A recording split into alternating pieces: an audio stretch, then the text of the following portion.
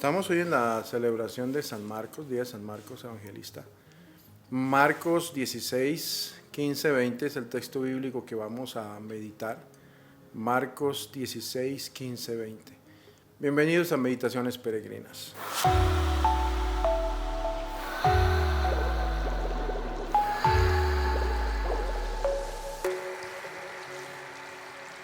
Marcos 16, 15, 20.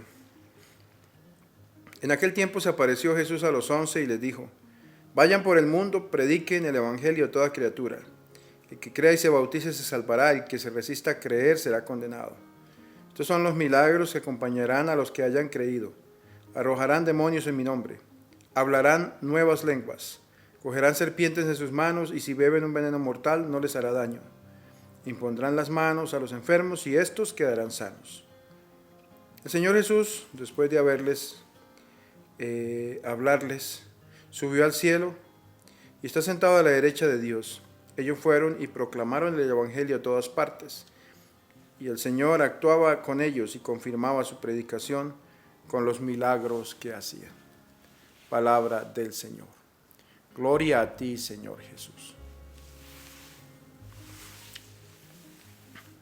Esta celebración de San Marcos del día de hoy nos lleva a pensar en esa iglesia primitiva, esa primera comunidad cristiana. Y lo que nos invita también, de cierta manera, a descubrir es lo que fue o quién fue San Marcos en esta historia de la primera comunidad cristiana. Y para ello pienso que uno de los aspectos que debemos tomar es el libro de los Hechos de los Apóstoles de San Lucas, que nos ayuda a mirar cómo vivió la primera comunidad cristiana, y en ella aparece sin duda la imagen de Marcos, fundamental, digamos así, en toda esta historia de la primera comunidad cristiana. La comunidad de Jerusalén fue la primera que nace en Pentecostés. Nos recuerda el texto bíblico de que fueron como 3,000 personas que se convirtieron con el primer sermón que hizo San Pedro. Había varios lugares donde se reunían. Entre los principales estaba la casa de María, que es nombrada justamente en el libro de los Hechos de los Apóstoles. Vivía esta buena mujer, probablemente era una viuda, nunca se habla de su marido y probablemente eso nos hace pensar en la viudez. En una casa que era bastante amplia y tenía los muebles necesarios para que pudieran encontrarse allí los primeros cristianos en su primera iglesia, en su iglesia primitiva. Esto se sabe, pues digamos así, mirando y los testimonios que hay de la antigüedad. Probablemente fue donde Jesús celebró la última cena, donde se reunieron los discípulos después de la muerte del Señor, el día de la Ascensión, y donde tuvo lugar la venida del Espíritu Santo sobre los apóstoles. Quizá era esa la experiencia de esa casa, digamos así, que acogió a la primera comunidad cristiana. Igualmente probable que allí, que los dueños fueran también los dueños del huerto de Getsemaní, donde se producía el aceite de olivo, porque pues el monte llamado de los Olivos. Allá era donde Jesús acostumbraba a pasar las noches en oración. Era la de María una familia que venía de la tribu de Leví. Su marido había sido sacerdote del templo de Jerusalén. Su hijo, según la costumbre de la época romana, llevaba 2 nombres, uno judío y uno romano. Entonces, al menos el que conocemos, su hijo se llamaba Juan Marcos. Marcos era un niño que quizá alcanzó a escuchar a Jesús en sus predicaciones como niño. Y tenía sus padres una buena cercanía con Jesús. La noche en que agarraron a Jesús, la noche de la pasión, donde empieza la pasión, quizá estaba en su casa de Getsemaní. El ruido pudo haber sido el que lo despertó a él, de cómo lo buscaban para asesinarlo. Y probablemente este fue el que salió a mirar lo que estaba pasando, arropado por ahí con una sábana, y entonces cuando los soldados le echan mano y se logra escapar con su desnudo, dejando tirada la sábana, probablemente estamos hablando de Juan Marcos. Después de Pentecostés, esta casa sigue siendo el centro de las reuniones de la primera comunidad cristiana, la casa de María. Quizá también era allí donde llegaban normalmente los apóstoles como San Pedro. Y quizá allí también fue donde se inició la elección de San Matías como aquel que iría a reemplazar al traidor. Allí se celebraba la fracción del pan. Allí era donde se recibía, digamos así, a aquellos que querían entrar parte a la nueva comunidad cristiana. Y probablemente desde allí se hacía la distribución del pan a los pobres y necesitados de Jerusalén. Uno de los primeros bautizados por Pedro fue Juan Marcos, el hijo de María, la dueña de la casa. El niño Juan Marcos, hacia el año 30, en el año 30 más o menos debía ser un niño. En el año 44 probablemente ya era un hombre maduro, que decidió marcharse con su primo José Van Nabuar a la ciudad de Orontes. Era José hijo de una familia levítica establecida en Chipre y primo de carne de Marcos. Sus padres le enviaron a Jerusalén a los 15 años para que estudiara las escrituras a los pies de Gamaliel, uno de los grandes maestros. Al igual que Saulo lo hizo en alguna vez. Y probablemente al mismo tiempo que probablemente fueron compañeros, Saulo y Benahur, bueno, ya olvidé el apellido. Era natural que se hospedara en la casa de su tía María. Y allí entonces es donde están siendo testigos de este movimiento poderoso de la fundación de la iglesia cristiana. José creyó desde el principio y quién sabe si pudo seguir de alguna manera todo este camino. Los apóstoles lo que hicieron fue aprovechar esas catequesis entre los judíos por su gran conocimiento de la ley, por su gran celo, por su desempeño. Y entonces José Ben Nabuá se le terminó conociendo como Bernabé, el hijo del consuelo o el hijo de la profecía, el hombre de la palabra dulce e insinuante.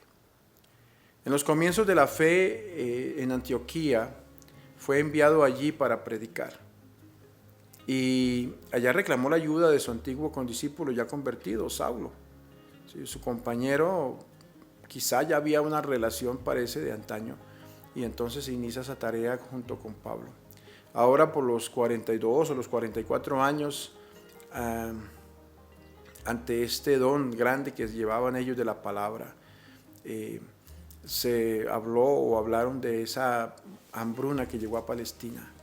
Los fieles de Antioquía habían hecho una colecta para los de Jerusalén y Bernabé y Saulo habían venido a traerla. Se hospedaron como era natural en la casa de María, su tía, digámoslo así. Cuando cumplida su misión, vuelven a Antioquía y con ellos se llevan a Juan Marcos en esta oportunidad.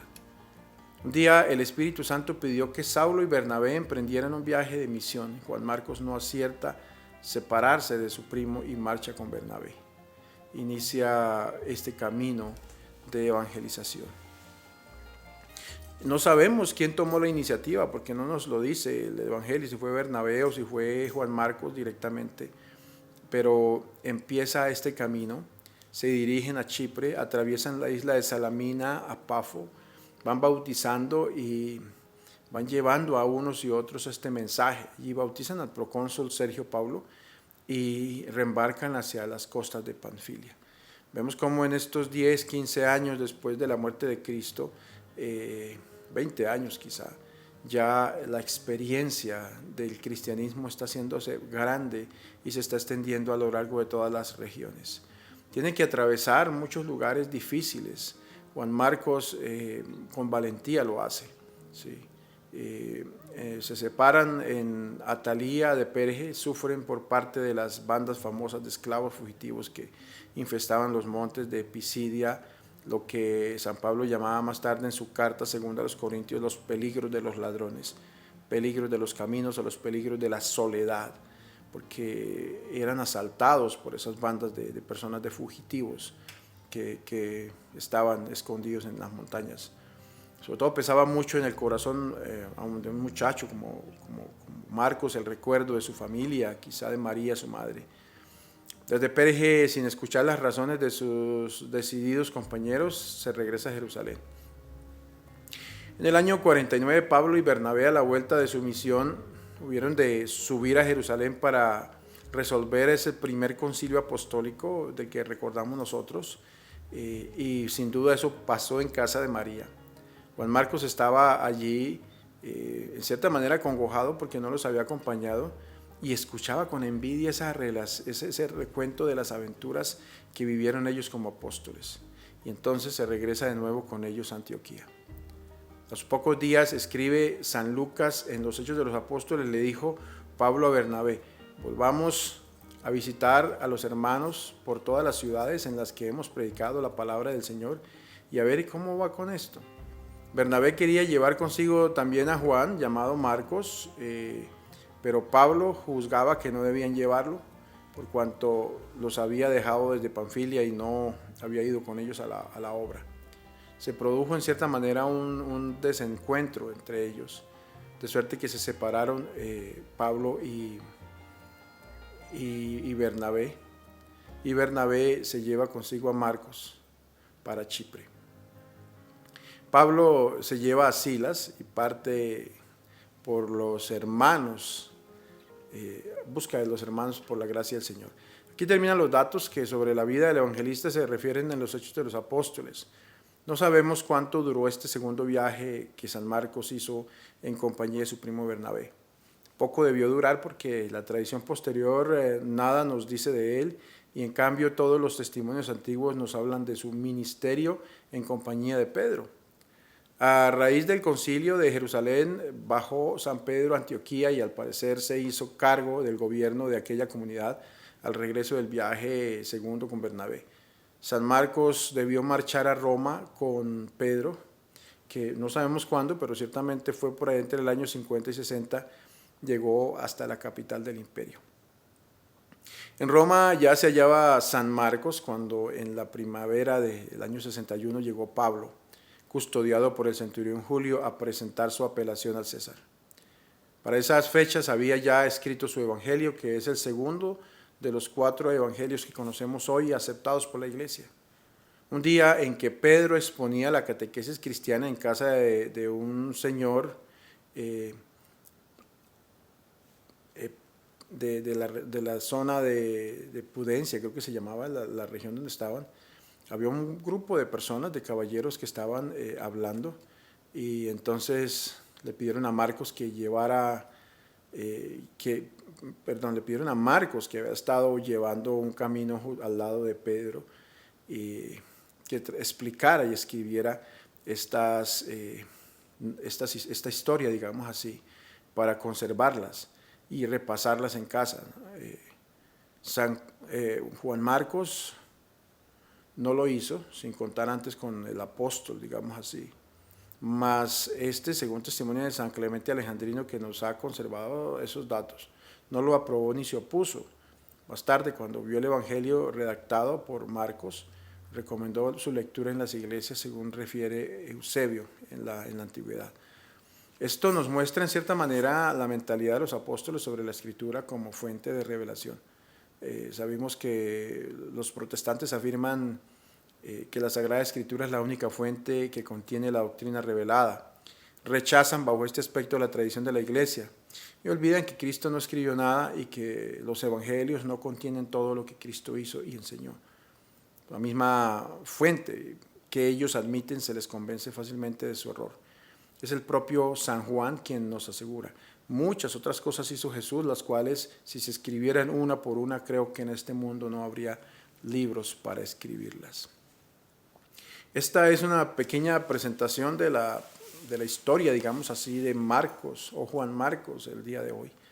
Pedimos al Señor que, así como a él le dio ese don de caminar los caminos de la fe, a nosotros, por los caminos que elijamos también en nuestra vida cristiana, sepamos escribir esas palabras que Dios quiere en el mundo. El Señor nos bendiga y acompañe en el nombre del Padre, del Hijo y del Espíritu Santo. Amén. Feliz día.